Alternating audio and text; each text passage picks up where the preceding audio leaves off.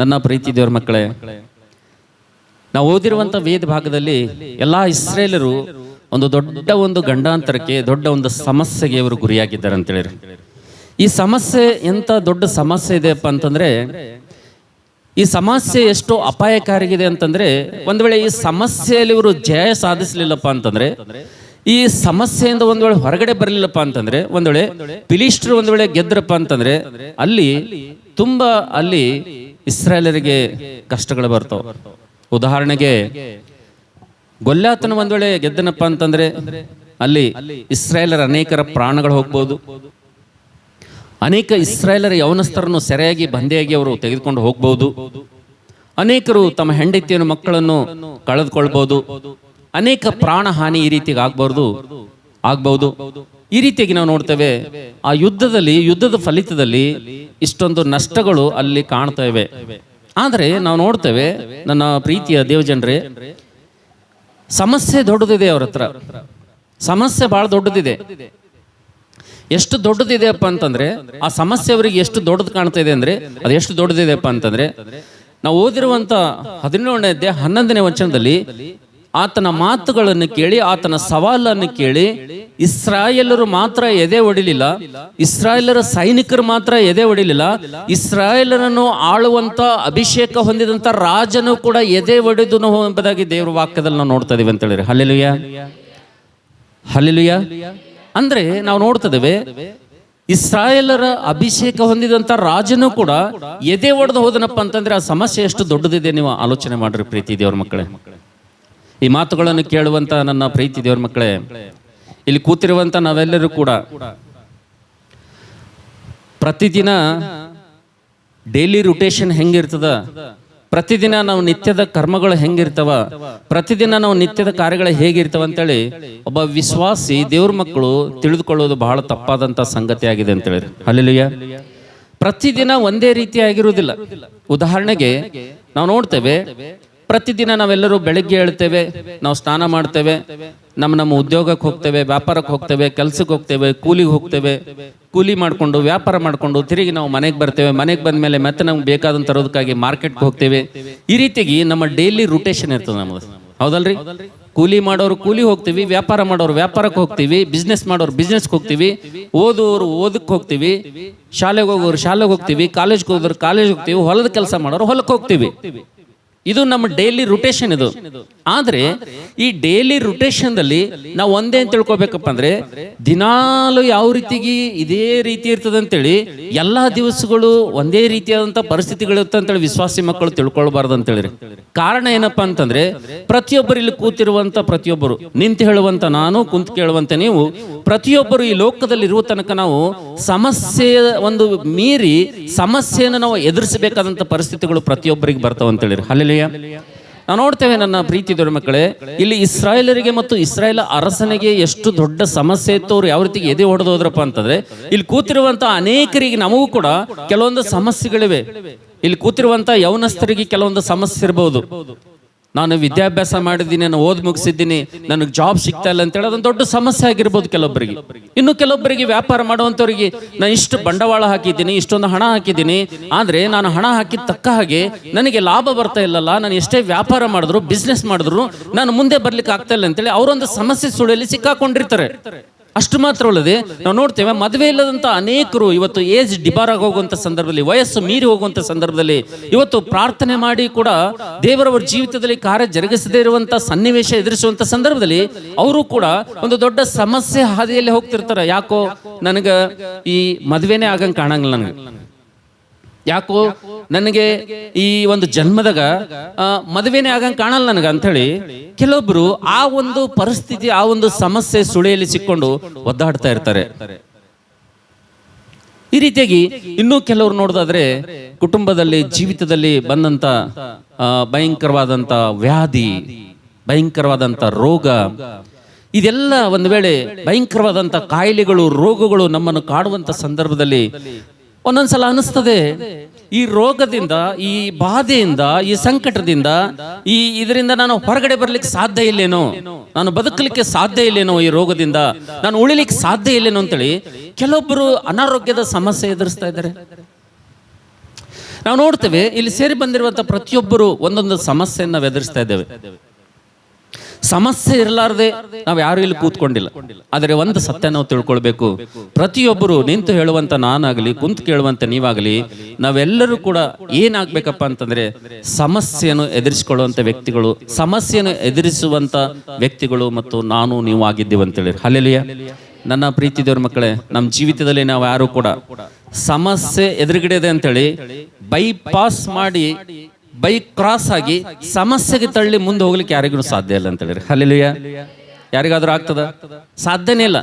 ಪ್ರತಿಯೊಬ್ಬರು ನಮ್ಮ ಎದುರುಗಡೆ ಇರುವಂತ ಈ ಸಮಸ್ಯೆಗೆ ನಾವು ಬೈಪಾಸ್ ಆಗಿ ಇನ್ನೊಂದು ರೋಡಿಂದ ಹೋಗ್ತೀವಿ ಅಂದ್ರೆ ಸಾಧ್ಯ ಇಲ್ಲ. ನೀ ಯಾವ ರೋಡಿಂದ ಹೋದ್ರು ಕೂಡ, ಯಾವ ದಾರಿಯಿಂದ ಹೋದ್ರು ಕೂಡ ಸಮಸ್ಯೆ ನಿನ್ನ ಎದುರುಗಡೆ ಬಂದು ನಿಲ್ಲುತ್ತದೆ. ಆವಾಗಲೇ ಇಂಥ ಸಂದರ್ಭದಲ್ಲಿ ನಮಗೆ ಏನ್ ಅನಿಸ್ತದೆ ಅಂದ್ರೆ, ನಾವು ಯಾವ ಒಂದು ಸಮಸ್ಯೆ ಸುಳಿಯಲ್ಲಿ ಸಿಕ್ಕಾಕೊಂಡು ಒದ್ದಾಡ್ತೀವೋ ಅಂತ ಸಂದರ್ಭದಲ್ಲಿ ನಮಗೇನ್ ಅನಿಸ್ತದಪ್ಪ ಅಂತಂದ್ರೆ, ಒಂದು ಆಲೋಚನೆ ಏನು ಬರ್ತದಪ್ಪ ಅಂತಂದ್ರೆ, ನನ್ನ ಕರ್ಮ ಹಿಂಗೆ ಇದ್ದಂಗೆ ಕಾಣಿಸ್ತದ. ಏನ್ ಅನ್ನಿಸ್ತದ್ರಿ? ನನ್ನ ಕರ್ಮ ಯಾಕಪ್ಪ ಅಂತಂದ್ರೆ, ಬೆಳೆದಿನ ಮಕ್ಕಳು ಮಾತು ಕೇಳಂಗಿಲ್ಲ, ಮತ್ತೆ ಯಾವುದು ಕೆಲ್ಸಕ್ಕೆ ಕೈ ಆದ್ರೂ ಕೂಡ ಕೆಲಸ ಕೈಗೂಡ್ತಾ ಇಲ್ಲ, ಯಾವುದರಲ್ಲಿ ಕೂಡ ಸಫಲತೆ ಸಿಗ್ತಾ ಇಲ್ಲ, ಮದುವೆ ಆಗ್ತಾ ಇಲ್ಲ, ವ್ಯಾಪಾರ ನಡೀತಾ ಇಲ್ಲ, ಉದ್ಯೋಗ ನಡೀತಾ ಇಲ್ಲ, ಪ್ರಾಫಿಟ್ ಬರ್ತಾ ಇಲ್ಲ. ನಾವು ಏನೇ ಮಾಡಿದ್ರು ಕೂಡ ನಾವು ಇದರಿಂದ ಹೊರಗಡೆ ಬರ್ಲಿಕ್ಕೆ ಆಗ್ತಾ ಇಲ್ಲಪ್ಪ ಅಂತಂದ್ರೆ, ಕೊನೆಗೆ ನಮಗ್ ಬರುವಂತ ಆಲೋಚನೆ ಏನಪ್ಪಾ ಅಂತಂದ್ರೆ, ನನ್ನ ಪ್ರೀತಿ ದೇವರ ಮಕ್ಕಳೇ, ಸಮಸ್ಯೆಯನ್ನು ಎದುರಿಸಲಾರದೆ ನಮಗೆ ಬರುವಂತ ಸಮಸ್ಯೆಯಲ್ಲಿ ನಮಗೇನು ಆಲೋಚನೆ ಬರುತ್ತಪ್ಪ ಅಂತಂದ್ರೆ, ಇದು ನನ್ನ ಕರ್ಮ. ಏನದ ಇದು? ಕರ್ಮ. ನನಗ ಇಂಥ ಗಂಡ ಸಿಕ್ಕಿದಕ್ಕಾಗಿ ನನಗೆ ಕರ್ಮ ಅಂತ ಒಬ್ಬರು ಅಂತಾರ. ಇಂಥ ಮಕ್ಕಳು ಸಿಕ್ಕಿದಕ್ಕಾಗಿ ನನಗೊಂದು ಕರ್ಮ. ಏನ್ ಕರ್ಮ ಮಾಡಿ ನಾವು ಇಂಥವ್ರು ನನ್ನ ಹೊಟ್ಟೆಯಲ್ಲಿ ಹುಟ್ಟಿರ? ಪ್ರತಿದಿನ ಇಂಥ ಸಮಸ್ಯೆ ಸುಳಿಯಲ್ಲಿ ನಾವು ಹೋಗ್ತಾ ಇರ್ತೀವ್ರಿ ನನ್ನ ಪ್ರೀತಿ ದೇವ್ರ ಮಕ್ಕಳೇ. Hallelujah, hallelujah. ಇಲ್ಲೂ ಕೂಡ ನಾವು ನೋಡ್ತಿದ್ದೇವೆ, ಇವರು ಕೂಡ ಅದೇ ಸಮಸ್ಯೆ ಸುಳಿಯಲ್ಲಿ ಸಿಕ್ಕಾಕೊಂಡಿದ್ದಾರೆ. ಅವ್ರ ಎದುರುಗಡೆ ಇರುವಂತ ಸಮಸ್ಯೆ ಬಹಳ ದೊಡ್ಡದು. ನನ್ನ ಪ್ರೀತಿ ದೇವರ ಮಕ್ಕಳೇ, ನಾವೆಲ್ಲರೂ ಕೂಡ ಇಲ್ಲಿ ಕೂತಿರುವಂತ ನಾವು ಅನೇಕ ಸಲ ಹೇಳ್ತೀವಿ, ಇದು ನನ್ನ ಕರ್ಮ, ಇದು ನನ್ನ ಕರ್ಮ, ಇದು ನಾನು ಅನುಭವಿಸ್ಲೇಬೇಕು, ಬೇರೆ ದಾರಿನೇ ಇಲ್ಲ ಅಂತೇಳಿ ನಾವು ಅನೇಕ ಸಲ ಏನ್ ಮಾಡ್ತೀವಂದ್ರೆ, ನನ್ನ ಹಣೆ ಬರನೇ ಎಷ್ಟು, ನನ್ನ ಕರ್ಮನೇ ಎಷ್ಟು, ನನ್ನ ಬದುಕೆ ಎಷ್ಟು, ನನ್ನ ಜೀವನನೇ ಎಷ್ಟು ಅಂತೇಳಿ ನಾವು ಅನೇಕ ಸಲ ಏನಾಗ್ತೀವಪ್ಪ ಅಂತಂದ್ರೆ, ನನ್ನ ಪ್ರೀತಿ ದೇವರ ಮಕ್ಕಳೇ, ಸಮಸ್ಯೆಯನ್ನು ಬೈಪಾಸ್ ಕ್ರಾಸ್ ಮಾಡಿ ಹೋಗಲು ನಾವು ಪ್ರಯತ್ನ ಮಾಡ್ತೀವಿ. ಆದ್ರೂ ಯಾವ್ಯಾರು ಕೂಡ ಆ ಸಮಸ್ಯೆಗೆ ಬಿಟ್ಟು ಕ್ರಾಸ್ ಮಾಡಿ ಅದನ್ನ ದಾಟಿ ಹೋಗ್ಲಿಕ್ಕೆ ಯಾರಿಂದಲೂ ಕೂಡ ಸಾಧ್ಯ ಇಲ್ಲ ಅಂತೇಳಿ. ಹಲ್ಲೆಲೂಯಾ. ಇದು ಯಾರಿಗೆ ಚೆನ್ನಾಗಿ ಗೊತ್ತದ? ಈ ಮಾತು ಯಾರಿಗೆ ಅರ್ಥ ಆಗ್ತದೆ ಗೊತ್ತದ?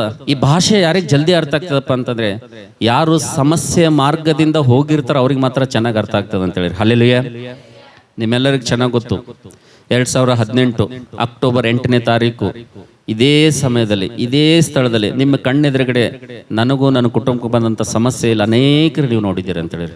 ನೋಡಿದಿರಾ? ಅದು ನೋಡಿದ್ದೀರಿ. ನನ್ನ ಕುಟುಂಬದ ಮೇಲೆ ಎಂತ ದೊಡ್ಡ ಸಮಸ್ಯೆ ಬಂತು, ಯಾವ ರೀತಿಗೆ ದಾಳಿ ಬಂತು ಎಂಬುದಾಗಿ ನೀವು ನೋಡಿದ್ದೀರಿ. ಎರಡನೇದಾಗಿ ನೀವು ನೋಡಿದ್ದೀರಿ, ಸಭೆ ಬೆಳೆದಂತ ಸಭೆ, ಸುಂದರವಾದಂತ ಸಭೆ, ಆತ್ಮೀಕವಾಗಿ ಬೆಳೆದಂತ ಸಭೆ ಯಾವ ರೀತಿಗೆ ಚೆದರಿ ಹೋಯ್ತು ಎಂಬುದಾಗಿ ನೀವೆಲ್ಲರೂ ಕೂಡ ಕಣ್ಣಾರೆ ನೀವು ನೋಡಿದ್ದೀರಿ. ನನ್ನ ಪ್ರೀತಿ ದೇವರ ಮಕ್ಕಳೇ, ಈ ಮಾತುಗಳು, ಈ ಭಾಷೆ ಈ ಯಾರಿಗೆ ಅರ್ಥ ಆಗ್ತದಪ್ಪ ಅಂತಂದ್ರೆ, ಯಾರು ಸಮಸ್ಯೆನ ಎದುರಿಸಿರ್ತಾರಪ್ಪ ಅಂತಂದ್ರೆ, ಯಾರು ಸಮಸ್ಯೆನ ಎದುರು ಹಾಕೊಂಡಿರ್ತಾರಪ್ಪ ಅಂತಂದ್ರೆ, ಯಾರು ಸಮಸ್ಯೆಗೆ ಮೀರಿ ದಾಟಿ ಹೋಗಿರ್ತಾರಪ್ಪ ಅಂತಂದ್ರೆ, ಆ ಸಮಸ್ಯೆ ಅಡಿಯಲ್ಲಿ ಎದುರುಗಡೆ ಯಾರು ಹೋಗ್ತಾ ಇರ್ತಾರಪ್ಪ ಅಂತಂದ್ರೆ ಅವ್ರಿಗೆ ಬಹಳ ಚೆನ್ನಾಗಿ ಅರ್ಥ ಆಗ್ತದೆ ಅಂತೇಳಿ ನನ್ನ ಮಾತುಗಳು ಅಂತ ಹೇಳಿದ್ರೆ. ಹಲ್ಲೆಲೂಯಾ. ನಾನು ಹೇಳುವಂತ ಒಂದೇ ಒಂದು ಮಾತೇನಪ್ಪ ಅಂತಂದ್ರೆ, ಕೊನೆಗೆ ನಾವೆಲ್ಲರೂ ಏನಾಗ್ತೀವಪ್ಪ ಅಂತಂದ್ರೆ, ದೇವರ ಮಕ್ಕಳಾದರೂ ಕೂಡ, ರಕ್ಷಣೆ ಹೊಂದಿದ್ರು ಕೂಡ, ವಿಶ್ವಾಸಿಗಳಾದರೂ ಕೂಡ, ನನಗೊಬ್ಬ ದೇವರಿದ್ದಾನೆ, ರಕ್ಷಕನಿದ್ದಾನೆ ಎಂಬುದಾಗಿ ನಮಗೆ ಗೊತ್ತಿದ್ರು ಕೂಡ ನಾವು ಅನೇಕ ಸಲ ಏನಂತೀವಪ್ಪ ಅಂತಂದ್ರೆ, ಇದು ನನ್ನ ಕರ್ಮ, ಇದು ನನ್ನ ಹಣೆ ಬರನೇ ಇಷ್ಟೇ, ನನ್ನ ಮಕ್ಕಳ ಹಣೆ ಬರನೇ ಇಷ್ಟೇ, ನನ್ನ ಮಗಳ ಹಣೆ ಬರನೇ ಇಷ್ಟೇ, ನನ್ನ ಮಗನ ಹಣೆ ಬರನೇ ಇಷ್ಟೇ, ನನ್ನ ಹಣೆ ಬರನೂ ಇಷ್ಟೇ.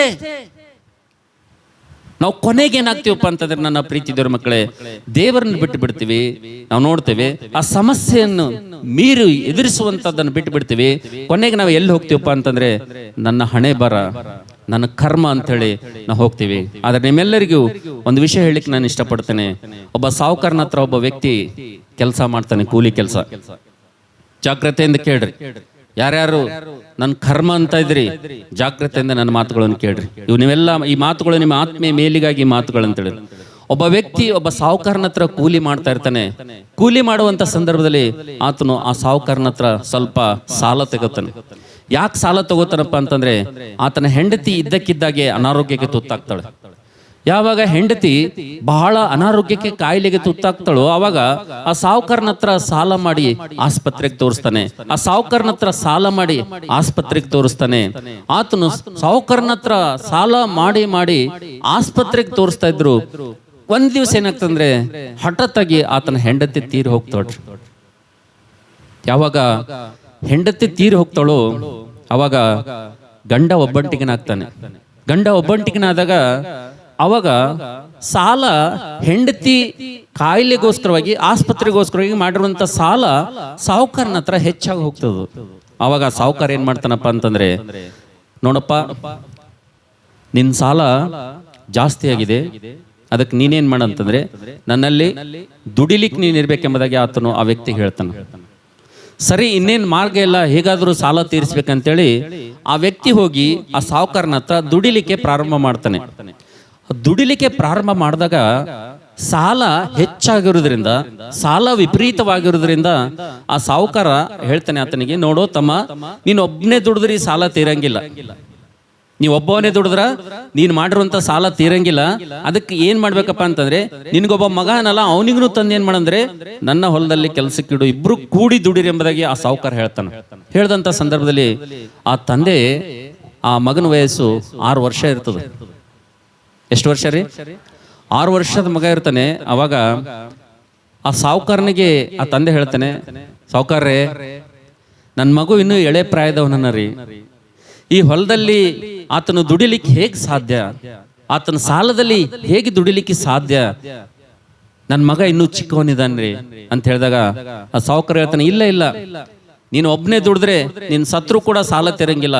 ನಿನ್ ಮಗನನ್ನು ಕೂಡ ಜೊತೆ ತಂದು ನೀನು ಒಂದ್ ವೇಳೆ ದುಡಿದೆಪ್ಪ ಅಂತಂದ್ರೆ ಅವಾಗ ಸಾಲಕ್ಕೆ ಏನಾದ್ರು ಒಂದು ಹಂತಕ್ಕೆ ಬರ್ತಂತಂದಾಗ ಅನಿವಾರ್ಯವಾಗಿ ಮಾರ್ಗ ಇರ್ಲಾರ್ದೆ, ಬೇರೆ ದಾರಿ ಇರ್ಲಾರ್ದೆ ಆತನ ಏನ್ ಮಾಡ್ತಂದ್ರೆ ತನ್ನ ಮಗ 6 ವರ್ಷದ ಮಗನನ್ನು ಕೂಡ ತಂದು ಆ ಹೊಲದಲ್ಲಿ ದುಡಿಲಿಕ್ಕೆ ಇಡ್ತಾನೆ. ದುಡಿಲಿಕ್ಕಿಟ್ಟಂತ ಸಂದರ್ಭದಲ್ಲಿ ಆ ಸಾಹುಕಾರನಿಗೆ ಬಹಳಷ್ಟು ದನಗಳಿರ್ತವೆ, ಎಮ್ಮೆಗಳಿರ್ತವೆ. ಆ ಸಾಹುಕಾರ ಏನ್ ಮಾಡ್ತಾನಂದ್ರೆ ಈ ಹುಡುಗನಿಗೆ ದನಗಳ ಮತ್ತು ಎಮ್ಮೆಯನ್ನು ಕಾಯುವಂತ ಕೆಲಸ ಆತನಿಗೆ ಕೊಟ್ಬಿಡ್ತಾನ್ರಿ.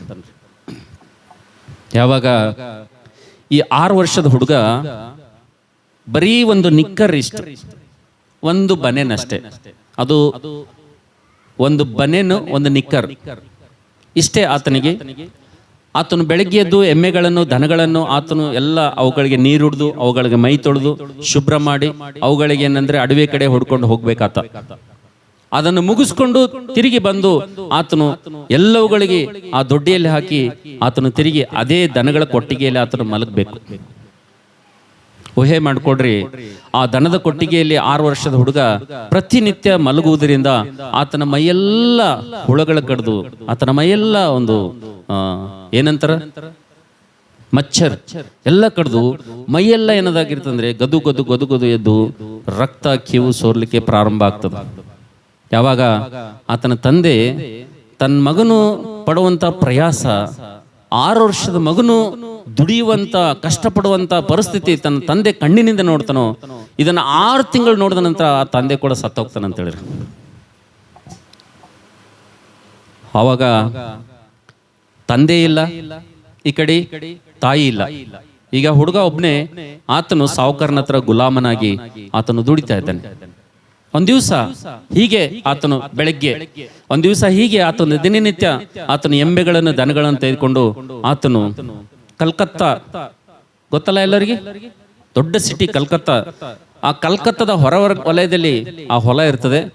ಆ ಹೊಲಗಳಲ್ಲಿ ಈ ಎಮ್ಮೆಗಳನ್ನು, ದನಗಳನ್ನು ಆ ಹುಡುಗ ಹೊಡೆದುಕೊಂಡು ರೋಡಲ್ಲಿ ಹೋಗುವಂತ ಸಂದರ್ಭದಲ್ಲಿ ಎದುರುಗಡೆ ಕಾರಲ್ಲಿ ಕೂತ್ಕೊಂಡು ಮದರ್ ತೆರೇಸಾ ಒಬ್ಬರು ಎದುರುಗಡೆ ಬರ್ತಾರಂತ ಹೇಳಿ. ಮದರ್ ತೆರೇಸಾ ಅಂತೇಳಿ ಅವರು ಎದುರುಗಡೆ ಕಾರಲ್ಲಿ ಬರುವಾಗ ಆ ಹುಡುಗನ ನೋಡ್ತಾರೆ.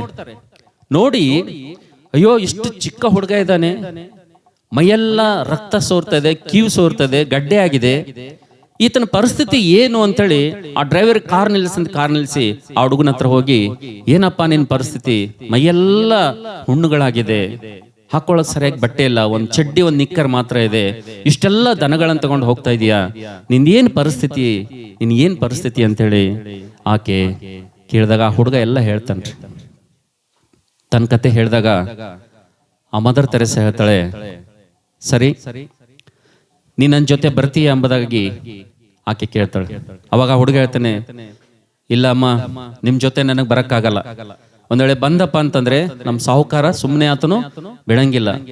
ನಾನು ನಮ್ಮ ತಂದೆ ಇನ್ನೂ ಕೂಡ ನಮ್ಮ ತಂದೆ ಜೀವಂತ ಇದ್ದಾಗ ಈ ಸಾಲದಿಂದ ಹೊರಗೆ ಬರ್ಬೇಕಂತೇಳಿ ನಮ್ಮ ತಂದೆ ಅವರ ಬಂಧುಗಳ ಹತ್ರ, ರಕ್ತ ಸಂಬಂಧಿಕರ ಹತ್ರ ಮನೆಗಳಿಗೆ ಹೋಗಿ ಬಾಗಿಲಿಗೆ ಹೋಗಿ ನನ್ನ ಒಬ್ಬನೇ ಮಗನಿಗೆ ದುಡಿಯ ಕೇಳ್ತಾ ಇದ್ದೇನೆ ಸಾಹುಕಾರ, ನನ್ನ ಒಬ್ಬನೇ ಮಗನಿಗೆ 6 ವರ್ಷದ ಮಗನಿಗೆ ಇವತ್ತು ಸಾಲದಲ್ಲಿ ದುಡಿಲಿಕ್ಕೆ ಸಾಹುಕಾರ ತೆಗೆದುಕೊಂಡು ಬಾ ಅಂತ ಹೇಳ್ತಾ ಇದ್ದೇನೆ ಅಂತೇಳಿ ಪ್ರತಿಯೊಬ್ಬರ ಸಂಬಂಧಿಕರ ಮನೆ ಬಾಗಿಲಿಗೆ ಹೋಗಿ ತಟ್ಟಿ ಅಯ್ಯ ನನಗೆ ಸ್ವಲ್ಪ ಹಣ ಸಹಾಯ ಮಾಡ್ರಿ, ಅಯ್ಯ ನನಗೆ ಸ್ವಲ್ಪ ಹಣ ಸಹಾಯ ಮಾಡ್ರಿ ಅಂತೇಳಿ ಕೇಳಿದಾಗ ಆ ಎಲ್ಲ ಸಂಬಂಧಿಕರು, ರಕ್ತ ಸಂಬಂಧಿಕರು, ಇದು ನಿನ್ನ ಕರ್ಮ, ಏನದ ಇದು ನಿನ್ನ ಕರ್ಮ, ಇದು ನಿನ್ನ ಹಣೆ ಬರೋದು, ಹೋಗು, ನಿನಗೆ ನಾವು ಸಹಾಯ ಮಾಡ್ಲಕ್ಕಾಗಲ್ಲ ಅಂತೇಳಿ ನಮ್ಮ ಬಂಧು ಬಾಂಧವರು ನಮ್ಮ ಕೈ ಬಿಟ್ಟಿದ್ದಾರೆ, ನಮ್ಮ ರಕ್ತ ಸಂಬಂಧಿಕರು ನಮ್ಮ ಕೈ ಬಿಟ್ಟಿದ್ದಾರೆ. ಕೊನೆಗೆ ನಮ್ಮ ತಂದೆ ಕೂಡ ಅವರು ಈ ಲೋಕ ಬಿಟ್ಟು ಹೋಗಿದ್ದಾರೆ. ಒಂದ್ ವೇಳೆ ನಾನ್ ನಿಮ್ ಜೊತೆ ಬಂದಪ್ಪ ಅಂತಂದ್ರೆ ಆ ಸಾಹುಕಾರ ಸುಮ್ಮನೆ ಬಿಡಂಗಿಲ್ಲ, ನಾನು ಬರಂಗಿಲ್ಲ ಎಂಬುದಾಗಿ ಆತನು ಹೇಳ್ತಾನೆ. ಹುಡುಗನ ಹೇಳಿದಾಗ ಮದರ್ ತೆರೇಸಾ ಹೇಳ್ತಾರೆ, ಇಲ್ಲ ಹಣೆ ಬರ, ನನ್ನ ಹಣೆ ಬರ ಅಂತ ಹೇಳ್ತಾ ಇದೀಯಾ, ನಿನ್ನ ಹಣೆ ಬರವನ್ನು ಬದಲಾಯಿಸುವಂತ ದೇವ್ರಿಗೆ ಪರಿಚಯ ಮಾಡ್ಕೊಡ್ತೀನಿ, ಬರ್ತೀಯ ಎಂಬುದಾಗ ಆಕೆ ಕೇಳ್ತಾಳೆ ಅಂತ ಹೇಳಿ. Hallelujah, hallelujah. ನನ್ನ ಹಣೆ ಬರ ಇಷ್ಟೇ,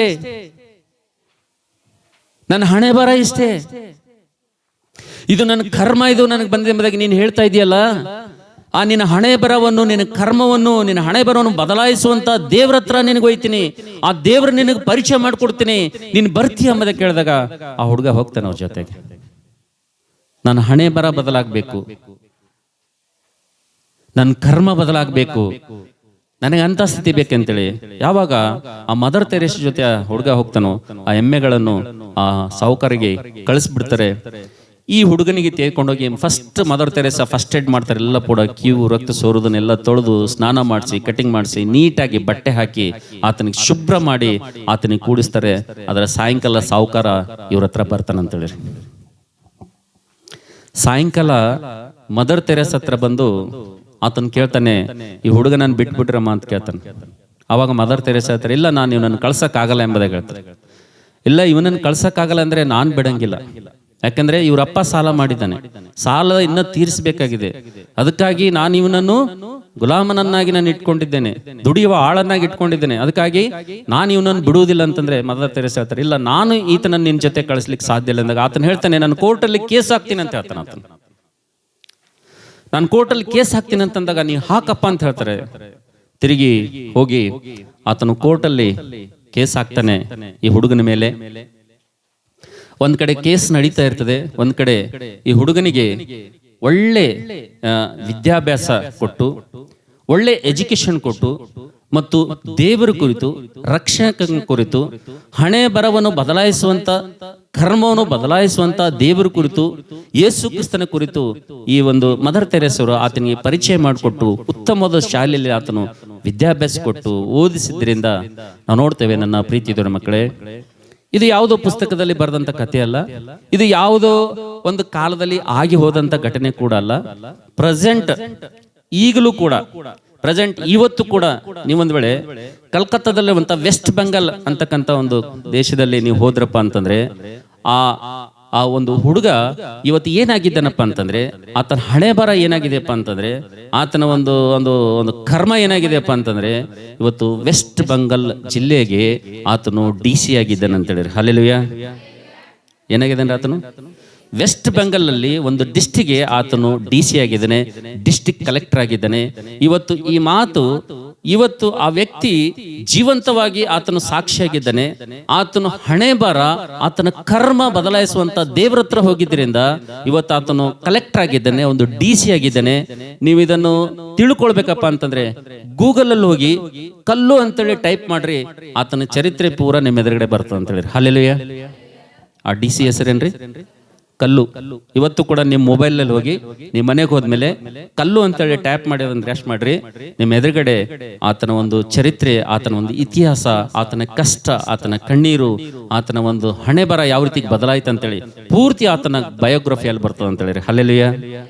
ನನ್ನ ಪ್ರೀತಿ ದೇವ್ರ ಮಕ್ಕಳೇ, ಎಲ್ಲಿ ಒಂದು ಚಡ್ಡಿ ನಿಕ್ಕರ್ ಹಾಕೊಂಡಂತ ಹುಡುಗ, ಎಲ್ಲಿ ಮೈಯೆಲ್ಲ ಹುಣ್ಣಾಗಿ ಕ್ಯೂ ಸೋರಿ ನನ್ನ ಬದುಕಿಷ್ಟೇ, ನನ್ನ ಜೀವನ ಇಷ್ಟೇ, ನನ್ನ ಹಣೆ ಬರ ಇಷ್ಟೇ ಎಂಬುದಾಗಿ ಹೇಳಿದಂತ ಆ ವ್ಯಕ್ತಿಯ ಒಂದು ಜೀವಿತ ಇವತ್ತು ಯಾವ ರೀತಿಗಿದೆಪ್ಪ ಅಂತಂದ್ರೆ ಆತನೊಬ್ಬ ಜಿಲ್ಲಾಧಿಕಾರಿಯಾಗಿದ್ದಾನೆ ಎಂಬುದಾಗಿ ನೋಡ್ತೀವಿ ಅಂತ ಹೇಳಿರಿ. Hallelujah, hallelujah.